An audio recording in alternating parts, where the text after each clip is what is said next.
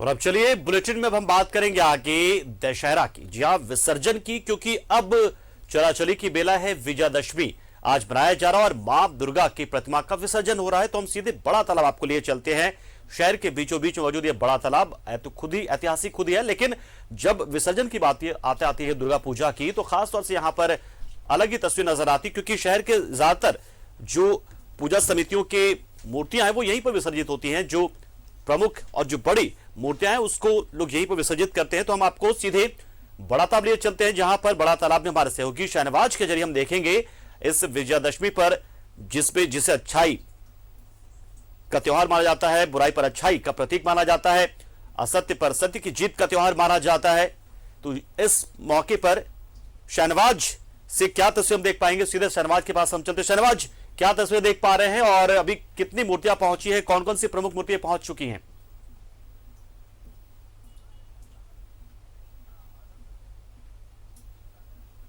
दर्जन विसर्जन हो चुका है। यहाँ पर अभी एक और विसर्जन होने की प्रक्रिया आपको दिखाई दे रही होगी। ये परिवार है, उसने अपनी पारिवारिक पूरे आयोजन के बाद अब ये विसर्जन के लिए यहाँ पर बड़ा तालाब में एक स्पेसिफिक एक जगह बनाई गई है। लाल घेरे से इसको घेर दिया गया है, इसके आगे किसी को जाने की इजाज़त नहीं है। एनडीआरएफ की बोट्स आप देख सकते हैं, 2 बोट्स यहाँ पर चक्कर लगाती रहती हैं।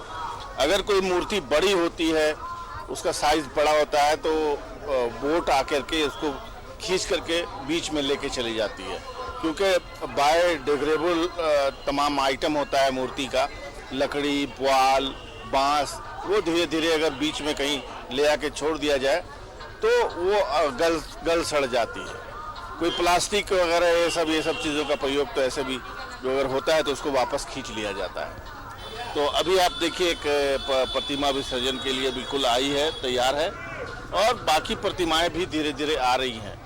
पानी की बात भी हो जाए, पानी का जिक्र भी हो जाए, पानी तो वही है जैसा कि यहाँ के हालात हैं। पानी गंदा है, पानी से बदबू भी आ रही है, सड़ांध भी हो रही है, लेकिन कोई ऑप्शन लोगों के पास नहीं है। ट्रेडिशनली यहीं पर लोग विसर्जन करते आए हैं और इस बार भी इसके अलावा कोई और जगह है नहीं, तो विसर्जन करने के लिए यहीं आए हैं।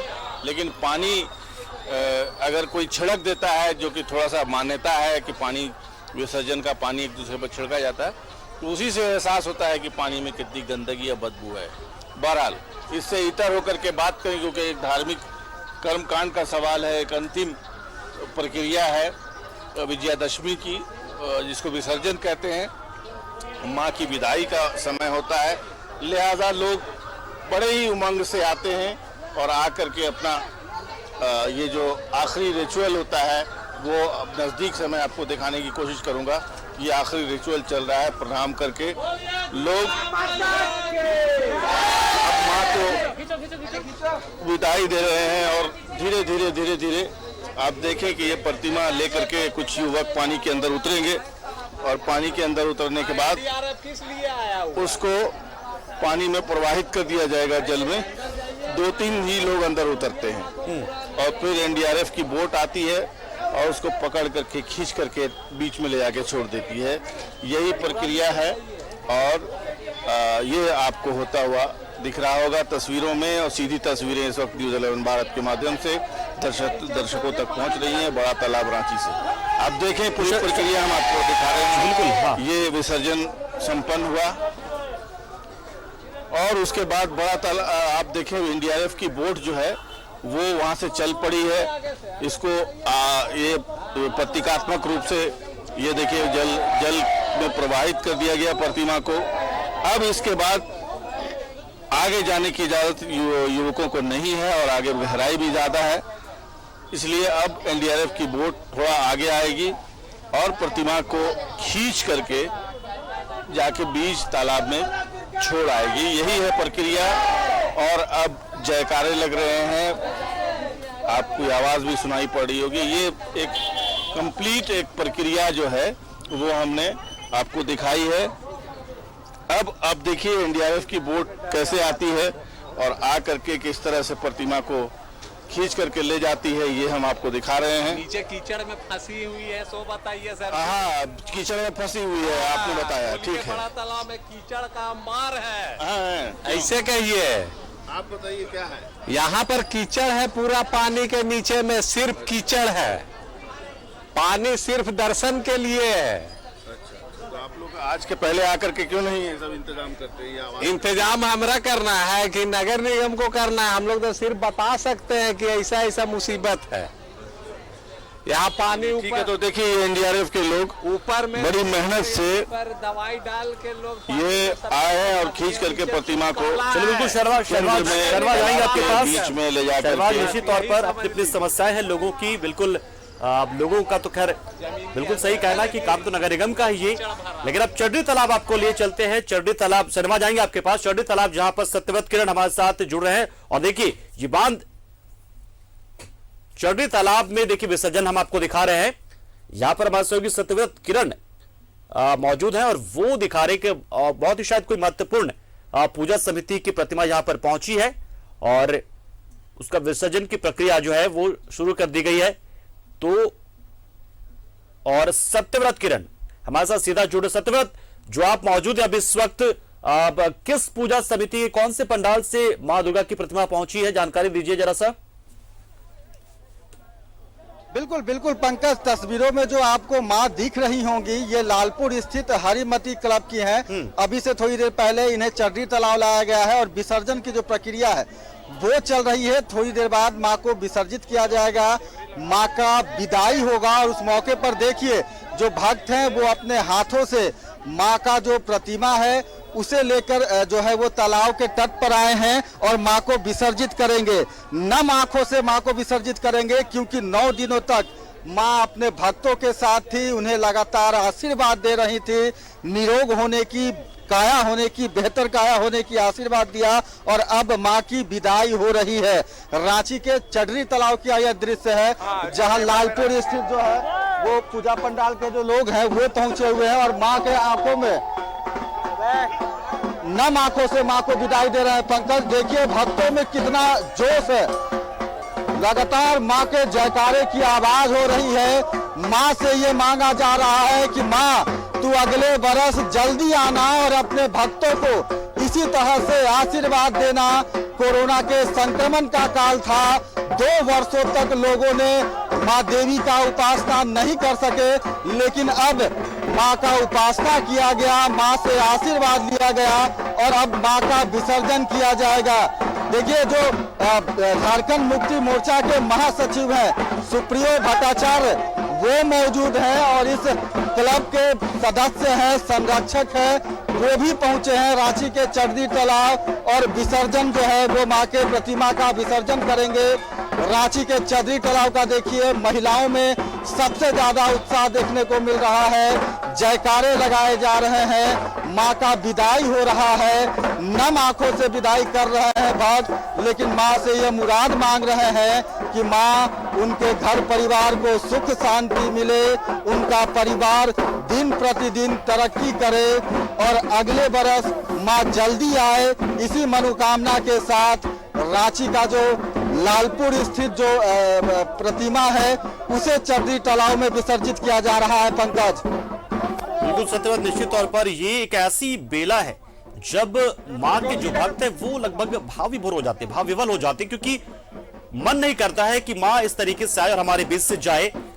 लेकिन अब ये हर चीज की शुरुआत होती है तो उसका समापन होना जरूरी होता है, समापन होता है, लेकिन साथ में एक आशा होती है, एक विश्वास होता है कि मां जा तो रही है कुछ दिनों के, लेकिन फिर से वापस आएंगे और इसी उम्मीद के साथ में मां को विदा यहाँ पर किया जा रहा है। तो तस्वीरें हम आपको दिखा रहे हैं और सत्यव्रत हमारे साथ लगातार जुड़े हुए हैं और सत्यव्रत के साथ के जरिए हम ये तस्वीर देख पा रहे हैं। और देखिए एक वादा हमने लगातार दर्शकों से किया था कि हम मां के दर्शन आपको लगातार कराएंगे, कलश स्थापना से लेकर देखिए विसर्जन तक की तस्वीरें हम आपको दिखा रहे हैं। हम एक माध्यम बने, हम खुशकिस्मत हैं कि हमें भी मां के इस उत्सव के दौरान हमें भी एक भूमिका निभाने का मौका मिला है, जब हमने घर बैठे आप लोगों को मां के दर्शन कराए, मां के दरबार में मत्था टेकवाया और अब देखिए विसर्जन भी की जो प्रक्रिया चल रही वो भी हम आपको दिखा रहे हैं। और हमारे सहयोगी लगातार इस काम में शुरू से ही, जब कलश स्थापना हुई थी महालया के बाद से, उसी दिन से तो हम भी खुद को बहुत ही गौरवान्वित महसूस कर रहे हैं कि इस मां की पूजा में हम भी एक बहुत ही महत्वपूर्ण भूमिका निभाते नजर आए। मां की सेवा का मौका हमें ही मिला, दर्शकों तक हम मां की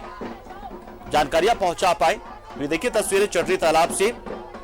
सत्यव्रत किरण यहाँ पर हमारे सहयोगी मौजूद हैं और शहनवाज अख्तर हमारे सहयोगी मौजूद हैं बड़ा तालाब में। तो तस्वीरें हम लगातार आपको एक एक करके दिखाए जा रहे हैं यहाँ पर।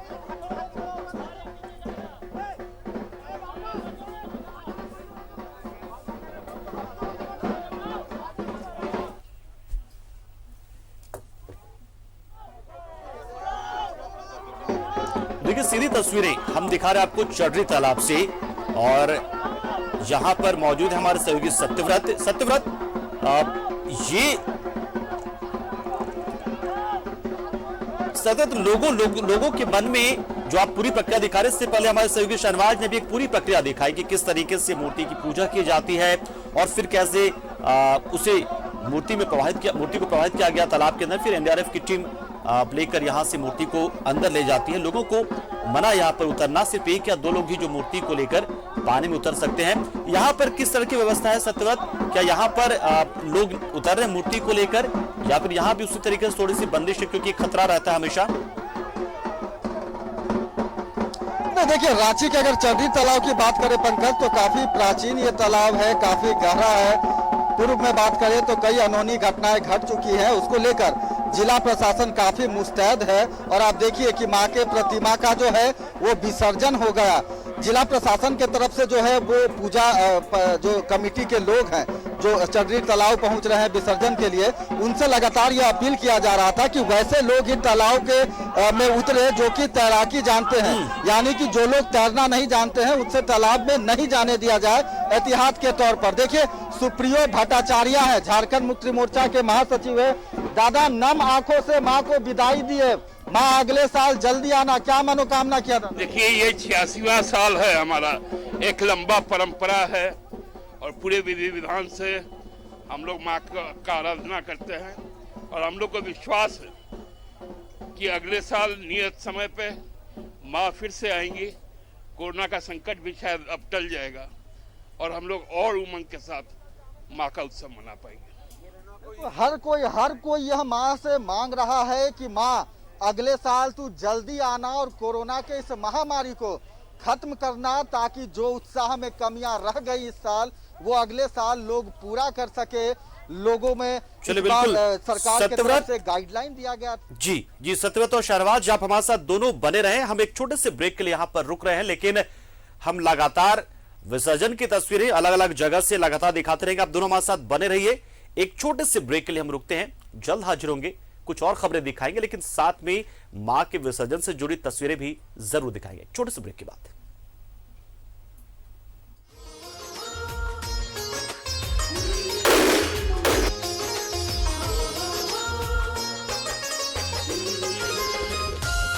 है कि ये जो दुर्गा पूजा का वक्त होता है, दशहरा का वक्त होता है, ये अच्छाई की जीत होती है, बुराई पर अच्छाई की जीत होती है, ये असत्य पर सत्य की जीत होती है और तमाम चीजें जो है वो चलते रहती है। चटरी तालाब एक बार फिर से आपको लिए चलते हैं क्योंकि दुख अपनी जगह है लेकिन जो खुशियां हैं वो भी जिंदगी का हिस्सा है। और फिलहाल हम चूंकि फेस्टिवल मना रहे हैं तो हम तस्वीरें आपको चटरी तालाब की दिखा रहे हैं। देखिए चटरी तालाब पर सीधे की सिंदूर खेला भी हुआ है, सिंदूर खेला के बाद मां का विसर्जन हुआ है और मां के विसर्जन के बाद एक बार फिर से जो महिलाएं हैं वो लोकगीत गाते हुए थिरक रही यहां पर हैं और मां से कामना करें कि मां बहुत खुशियां आप आती हैं तो देकर चले जाती हैं, ये खुशियां हमारे जीवन में बने रहे, ये खुशियां जो है इस पर ग्रहण ना लगे और अगली बार जब आप लौटें तो उस वक्त चीजें और बदल जाए।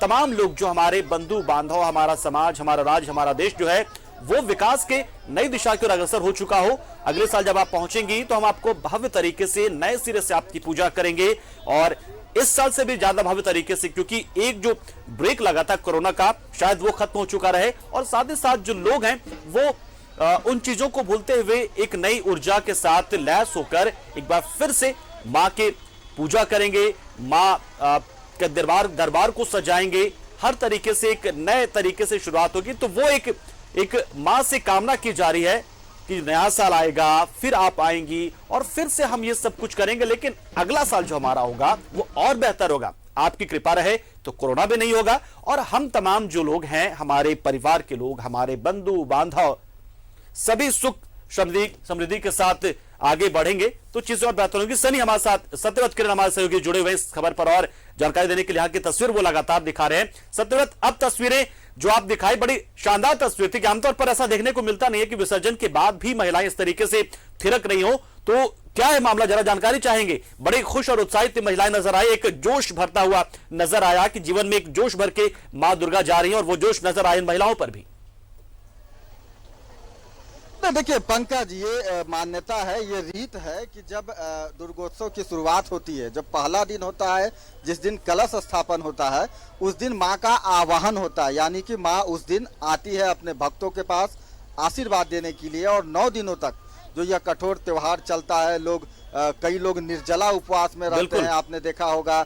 कई लोग फल खाकर, यानी कि अन्न का त्याग करते हैं, फल खाते हैं और 9 दिनों तक कठिन परिश्रम करते हैं, माँ का उपासना करते हैं। और उसके बाद अब जो समय है, नवमी के बाद जब हवन होता है, उसके बाद इस पूरे त्योहार का समापन हो जाता है। और आज जो प्रक्रिया है वो माँ के विदाई का है। माँ की जो मूर्त है, रांची के विभिन्न पंडालों में जो माँ की मूर्त को स्थापित किया गया था, माँ का जो आवाहन किया गया था, माँ को बुलाया गया था, माँ का जो है वो आशीर्वाद लिया गया। और अब बारी है माँ के विसर्जन की, माँ से विदा लेने का। देखिए तस्वीरों में जो आप देखेंगे पंकज, वो रांची के घोषपारा जो पूजा क्लब है वहाँ की तस्वीर है। वहाँ के माँ की मूर्त है जो कि विसर्जन के लिए रांची के चडरी तालाब पहुंची है। देखिए इस पूरे त्योहार के दौरान सबसे ज्यादा जो उत्साह है पंकज, वो महिलाओं में देखा जाता है। क्योंकि इस त्योहार में हर वर्ग के लोग, चाहे वो पुरुष हो महिला हो, हर कोई बढ़ चढ़ कर हिस्सा लेता है। लेकिन सबसे ज्यादा महिलाओं में जो है वो इस त्योहार को लेकर उत्साह देखने को मिलता है। महिलाओं ने आज सिंदूर खेला किया, माँ अपने सुहाग, उनका जो सुहाग है वो बना रहे उसका कामना किया, माँ से मुराद मांगा कि उनका जो परिवार है वो सुखी संपन्न रहे।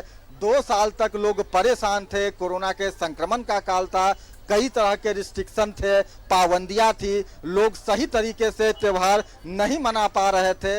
राज्य सरकार की मेहरबानी कहिए, राज्य सरकार की दूरदर्शिता कहिए कि राज्य सरकार ने इस बार त्योहार में थोड़ी छूट दी, ताकि लोग जो 2 सालों से माँ दुर्गा का उपासना सही तरीके से नहीं कर पा रहे थे, दुर्गोत्सव नहीं मना पा रहे थे, वो दुर्गोत्सव मना पाए। यही कारण है कि जो लोग हैं वो माँ का आराधना कर रहे हैं। महिलाएं पहुंची हैं, महिलाओं की संख्या सबसे ज़्यादा है। लोग एक दूसरे को बधाइयाँ दे रही हैं। माँ ने जो आशीर्वाद दिया, माँ की विदाई हो रही है। विदाई का वक्त होता है पंकज, जब भी कोई किसी भी घर से जब कोई महिला अपने ससुराल या फिर अपने मायके जाती है, तो परिवार के दूसरे जो सदस्य होते हैं वो नम आंखों से विदा करते हैं। लेकिन माँ जो है वो अपने ससुराल जा रही हैं और फिर लौट कर आएंगी। अगले साल जल्द माँ लौट कर आए, यही कामना जो लोग हैं वो कर रहे हैं। कुछ लोगों से ही बात करते हैं कि इस त्योहार को लेकर कितना इंतजार होता है और माँ की आराधना किया। साल भर इस त्योहार को लेकर खासकर आप महिलाओं में सबसे ज्यादा उत्साह होता है कि कब दुर्गा पूजा आएगा, माँ का आराधना करेंगे। हाँ, माँ का आराधना किए इस कोरोना में, लेकिन थोड़ा कम हुआ। बोलो। कोरोना के संक्रमण का काल था, 2 साल तक लोग ठीक से दुर्गोत्सव नहीं मना पा रहे थे। इस बार राज्य सरकार ने थोड़ी छूट दी है ताकि लोग इस त्योहार को मना सकें। बट फिर भी इस बार बहुत ज़्यादा दुर्गा पूजा नहीं हो पाया। जैसे हम लोग हर साल मनाते, जितना एंजॉय करते उतना नहीं कर पाए। बट नहीं से कुछ हुआ है, अच्छा रहा, बहुत अच्छा रहा दुर्गा पूजा। और कोरोना जल्दी से हम लोग ये विश करते हैं कि जल्दी से ये कोरोना माता रानी ख़त्म करे और वापस से हम लोग फिर से उसी एंजॉयमेंट के साथ, उसी जोश के साथ वापस से दुर्गा पूजा सेलिब्रेट करें। क्या मांगा आंटी, कब से आप इस नवरात्र में शामिल हैं, कब से पूजा कर रहे हैं? छोटा से कर रहे हैं, मतलब 92-3 से। ये एक तरह का संस्कार होता है, घर के लोगों से, जो नए पीढ़ी के लोग हैं उन्हें पुराने पीढ़ी से सीखने का मौका मिलता है कि दुर्गोत्सव को कैसे मनाना है, माँ का कैसे आराधना करना है। क्या संस्कार दिया गया है? हाँ, बचपन में छोटी थी तो मम्मी को देखती थी कि मम्मी जब महालया जब महालया होता है तो उस समय मम्मी सुबह में उठ के घर को साफ करके घर के दरवाजे में गंगा जल छिट के अल्पना देती थी। वही ट्रेडिशन हम लोग भी फॉलो किए कि जैसे महालया के दिन सुबह 4 साढ़े 4 बजे उठ के हम लोग सबसे पहले घर को साफ करते हैं, पवित्र करते हैं। उसके बाद अल्पना दे के फिर माँ का दिया अगरबत्ती करके माँ का आगमनी करते हैं। हम माँ को बुलाते हैं कि माँ आए हमारे घर में पधारे और हम उनका 10 दिन तहे दिल से हम उनका आदर करते हैं। बिल्कुल, इस बार जो थोड़ी कमियां रह गई, क्योंकि राज्य सरकार को भी धन्यवाद देना होगा कि 2 साल तक लोग दुर्गोत्सव नहीं मना पाए थे। इस बार जो कमियां रही, क्या माँ से मांगा कि अगले साल कोरोना का यह महामारी खत्म हो जाए ताकि लोग और धूमधाम और उत्साह के साथ इस त्योहार को मना सकें? जी, हम लोग लास्ट ईयर तो बिल्कुल ही कुछ भी नहीं कर सके, बट लास्ट ईयर की तुलना इस साल हम लोगों ने 80% एंजॉय किया। लेकिन भगवान से और माता रानी से यही मांगते हैं कि माँ कोरोना महामारी का निजात करे, पूरे विश्व से, पूरे संसार से हमें ये कोरोना महामारी से निजात करे और नेक्स्ट ईयर हम लोग और भी अच्छे से बड़ा धूमधाम से, और 2 साल में जो भी हम लोगों ने कमी हम लोगों को लगी उसको मैंने क्या बता, मैं बताने एक्सप्लेन नहीं कर पा रही हूँ। मैं इतने बहुत ही ज़्यादा इंजॉय कर सकूँ और बहुत ही अच्छे से धूमधाम से उनका स्वागत कर सकूँ और उनका पूजा कर सकूँ। बिल्कुल बिल्कुल। देखिए पंकज, चूंकि 2 साल तक कोरोना के संक्रमण का काल था, सरकार की तरफ से गाइडलाइन थे, संक्रमण को देखते हुए जो त्योहार में उत्साह देखने को मिलना चाहिए वो नहीं मिल पा रहा था। चूंकि इस बार सरकार ने थोड़ा गाइडलाइन जारी किया है, गाइडलाइन के तहत पूजा की गई है, वैसे में महिलाओं में उत्साह है।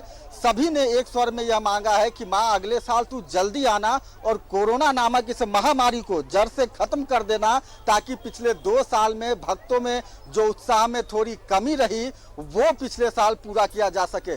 पंकज, बिल्कुल सत्यवत, एक बड़ी अच्छी बात आपने, एक बड़ा अच्छा पॉइंट यहाँ पर रखा जब आप बात कर रहे थे, तो निश्चित तौर पर मुझे लगा कि ये सिर्फ, जैसे कि हम लगातार ये कहते रहते हैं कि ये असत्य पर सत्य की जीत का त्योहार है, या बुराई पर अच्छाई का त्योहार है, या फिर आप कह सकते हैं तमाम जो भी चीजें हैं, लेकिन कहीं ना कहीं ये जो एक ऐसा वक्त होता है ये 9 दिनों का, एक जो बात आपने कही वो मुझे बहुत छू गई सत्यव्रत की, ये संस्कृति और जो संस्कार है वो एक पीढ़ी से दूसरी पीढ़ी में ट्रांसफर भी हो रही होती है। तो हम चाहेंगे कुछ न्यू कमर से आप जो हैं, जो टीनेजर्स से, उनसे पूछिए कि इस नवरात्रा में आपने क्या सीखा, आने वाले समय में आप किस तरीके से इन पूजा को करेंगे, क्योंकि अब दोबारी उन्हीं की आएगी, आने वाले दिनों में उन्हीं को पूजा करना है। तो इस संस्कृति से, संस्कार से वो कितना ताल्लुक रखते हैं, किस हद तक प्रेरित होते हैं, या उन्हें ऐसा तो नहीं लगता कि हम ये आडंबर ही कर रहे हैं। तो हम जाएंगे टीनेजर्स से भी कि वो कितने प्रभावित होते हैं इस दुर्गा पूजा से, क्या सीख मिलती है अपने संस्कृति संस्कार को लेकर। देखिए पंकज, संस्कार जो होता है वो अपने परिवार के जो बड़े बुजुर्ग होते हैं उनसे, नए पीढ़ी के जो युवा होते हैं उनमें आता है। बचपन से ही कोई व्यक्ति जब जन्म लेता है अपने घर के उस संस्कार को देखता है, अपने माता पिता को देखता है और उसी रास्ते पे चलता है। आपको जो तस्वीरों में महिलाएं दिख रही हैं, इनमें से ज्यादातर महिलाएं युवा पीढ़ी की हैं, यानी कि काफी कम उम्र की हैं, और इन सभी ने अपने माँओं से सीखा है कि कैसे दुर्गोत्सव का आयोजन किया जाता है, कैसे माँ को खुश किया जाता है, त्योहार के दौरान क्या कुछ गलतियां नहीं होनी चाहिए, क्या कुछ कमियां नहीं होनी चाहिए, उसका खास ख्याल रखा जाता है। और यह जो परंपरा है, देखिए पंकज, जो दुर्गोत्सव है उसके कई कारण है। सत्य पर असत्य की जीत, जब महिषासुर नामक व्यक्ति जब अत्याचारी हो जाता है, अपने आप को भगवान समझने लगता है, तो माँ दुर्गा अवतार लेती है और वैसे जो दुस्साहसी है उसका अंत करती हैं। यह त्योहार बताता है कि किसी को अपने आप को बड़ा नहीं समझना चाहिए, हर व्यक्ति एक दूसरे के सामान्य है। माँ दुर्गे खुद एक महिला थी और महिला होने के कारण उनका पूजा किया जाता है। यह भी समाज को एक संदेश दिया जाता है कि महिलाओं का सम्मान होना चाहिए। महिलाएं हमारे घर की बहन है, बेटी है, माँ है। समाज में जिस तरह से महिलाओं पर अत्याचार हो रहे हैं, तिरस्कार हो रहे हैं, वो कहीं ना कहीं इस त्योहार के माध्यम से यह मैसेज जाता है कि उन महिलाओं का सम्मान होना चाहिए। माँ जगदम्बा को जननी माना जाता है, यानी कि जगत का जननी है वो, उन्होंने ही जगत का निर्माण किया है।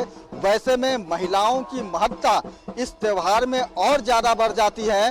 कुछ युवाओं से बात करने की कोशिश करते हैं पंकज, जो कि काफी कम उम्र के हैं और अपने घर के परिवार के जो बड़े सदस्य हैं उनसे उन्होंने इस त्योहार में सीखा है कि कैसे पूजा अर्चना करना है। आप लोग अपने घर में जो आपके बड़े हैं, यानी जो आपकी माँ है, आपके पिता हैं, उनसे नए पीढ़ी के लोग, आप लोग नए पीढ़ी के लोग सीखते हैं कि कैसे माँ को जो है वो खुश करना है, कैसे माँ की आराधना करना है। क्योंकि कई ऐसे लोग हैं जिन्हें लगता है कि यह आडंबर हो गया, दुर्गोत्सव आ गया, पूजा करना है, लेकिन आप लोग पूरी मन और शिद्दत के साथ माँ की आराधना करते हैं।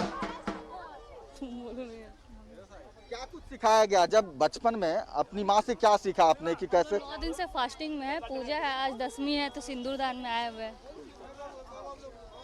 दी घर के जो बड़े बुजुर्ग होते हैं, आप भी जब बच्ची होंगी, छोटी होंगी, तो घर के बड़े बुजुर्गों से सीखा होगा कि कैसे महालया में कलश स्थापन करेंगे, माँ का आवाहन करेंगे। क्या कुछ सीखा? जैसे कि हम बहुत छोटे थे ना, तो बस देखते थे कि घर में जो उत्साह, साफ सफाई लेकर के, पूजा का सामग्री लेकर के, हर एक चीज में उत्साह था कि ये करना, वो करना है, माँ आ रही है, माँ का आगमन हो रहा है, कलश बैठाना है, पूजा करना है। वो उत्साह जो था ना, वो अभी भी आज भी बरकरार है। और भगवान करे और माँ करे कि हम लोग ऐसे ही उत्साह बनाए रहे और हमारे आगे की जनरेशन भी ऐसे ही उत्साह बनाते रहे और ऐसे ही आगे बढ़ते रहे। पंकज, अपने आने वाले पीढ़ियों को भी यह संस्कार देंगे यह महिलाएं कि कैसे दुर्गोत्सव मनाना है, कैसे माँ का आराधना करना है। इनके जोश को देखिए, दुगना वो जोश, क्योंकि कोरोना के संक्रमण के कारण इन भक्तों ने कई कमियां देखी हैं। पिछले 2 साल की अगर बात करें तो राज्य सरकार को धन्यवाद देना होगा, जिस तरह से कई गाइडलाइन के जरिए दुर्गोत्सव मनाने की छूट दी गई। यही कारण है कि लोग पूरे उमंग के साथ, जोश के साथ माँ चडरी तालाब पहुंचे हैं, माँ के प्रतिमा को विसर्जित किया, माँ को विदाई दी। शहनवाज हमारे साथ जुड़े हुए हैं, हम शहनवाज के पास पहुंच रहे हैं, हमारे सहयोगी जो कि बड़ा तालाब में इस वक्त मौजूद हैं। शहनवाज, क्या कुछ देख पा रहे हैं आप? कौन सी प्रमुख मूर्ति पहुंची वहां पर? और एक बड़ी अच्छी बात यहाँ पर हमने बातचीत की अभी जो सत्यव्रत हमारे साथ जुड़े थे कि कहीं ना कहीं, चलिए ठीक है कि तमाम हम चीजें कहते हैं दुर्गा पूजा को लेकर, लेकिन कहीं ना कहीं ये संस्कृति और संस्कार को ट्रांसफर करने की बेला भी है, तो लोग ये भी सीखते हैं इस दौरान। तो ऐसे कुछ बच्चों से भी बात करवाएगा, कुछ लोगों से बात करवाएगा कि क्या सीखा उन्होंने इस नवरात्रा पर, क्या संकल्प लिया, क्या संदेश उनको मिला है। तो तस्वीरें दिखाइए और बताइए कुछ जानकारी। शहनवाज, देखिए, रांची के गौशाला चौक की एक प्रतिमा विसर्जन के लिए आई है और उसकी जो अंतिम प्रक्रिया है पूजा की, वो इस वक्त चल रही है। लोग प्रणाम कर रहे हैं, आरती कर रहे हैं और जो सामग्रियां, पूजा की अन्य सामग्रियां होती हैं मूर्ति के अलावा, उसका अलग अलग विसर्जन कर रहे हैं। ये मुझे लगता है कि अब बिल्कुल अंतिम बेला है और ये प्रतिमा लगता है कि अंतिम प्रतिमा ही होनी चाहिए, क्योंकि अब अंधेरा हो गया है और जहाँ जहाँ से सूचना मिल रही थी प्रतिमाएं वहाँ से आ चुकी। अब बिल्कुल शांत माहौल है यहाँ पर। और आपने जैसा कहा, बिल्कुल सही बात है, ये अपनी सभ्यता, संस्कृति और अपनी जो मान्यताएं हैं उसके अगली पीढ़ी में उसको ट्रांसफर करने का भी एक बहुत महत्वपूर्ण मौका है, बहुत अंतिम बेला है। और इसलिए यहाँ पर भारत में जितने भी पर्व त्यौहार हैं उनमें सबसे ज़्यादा पॉपुलर और सबसे ज़्यादा महत्वपूर्ण त्योहारों की श्रेणी में दुर्गोत्सव को रखा गया है। खास करके बांग्ला संस्कृति में भी बहुत महत्वपूर्ण है ये त्यौहार। इसको कला की दृष्टि से, संस्कृति की दृष्टि से, अपनी मान्यता की दृष्टि से सब कुछ इसमें समाहित है। एक त्यौहार नहीं है, एक बंडल ऑफ इंटरटेनमेंट भी है इसमें, जिसमें बहुत सारी चीज़ें हैं। अगर आपके अंदर कोई हुनर है तो आप पंडाल में जो स्टेज होगा वहाँ जा कर के अपने आप को स्थापित कर सकते हैं, समाज को बता सकते हैं कि आपके अंदर क्या कलाएं हैं, क्या संस्कृति है। इसके अलावा एक मानव सभ्यता की शुरुआत से ही चली आ रही ये परंपरा परिपाटी है। ये माँ दुर्गा की स्तुति, 9 दिन की ये पूरी की पूरी आराधना, उसके बाद व्रत, निर्जला और जो अपना अपना मान्यता के हिसाब से जो पूजा पद्धति है वो सारी कन्या पूजा है। अलग अलग दिन अलग अलग रूपों में माँ की पूजा होती है। इतना तो मैं भी सीख गया हूँ देखते कवरेज करते पिछले 20 सालों में। क्या मंत्र होता है, शक्ति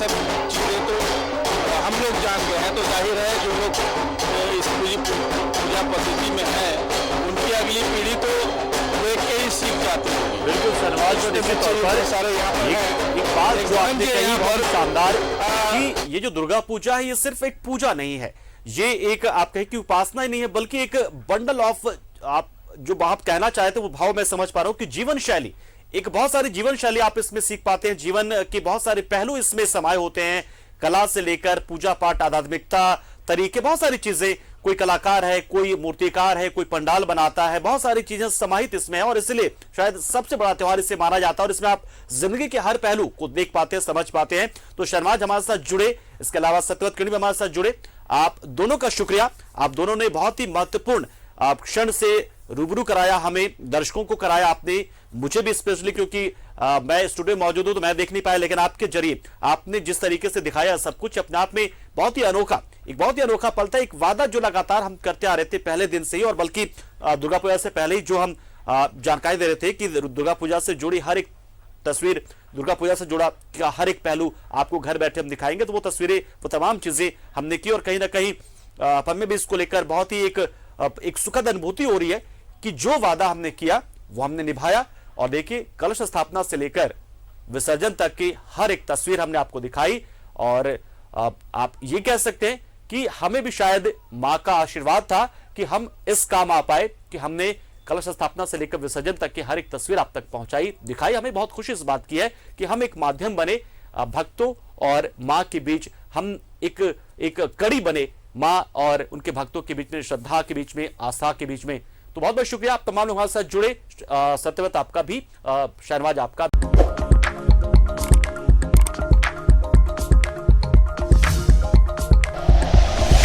like and share videos, subscribe करें हमारा चैनल और प्रेस करें बेल आइकॉन। News 11 भारत, सच है तो दिखेगा।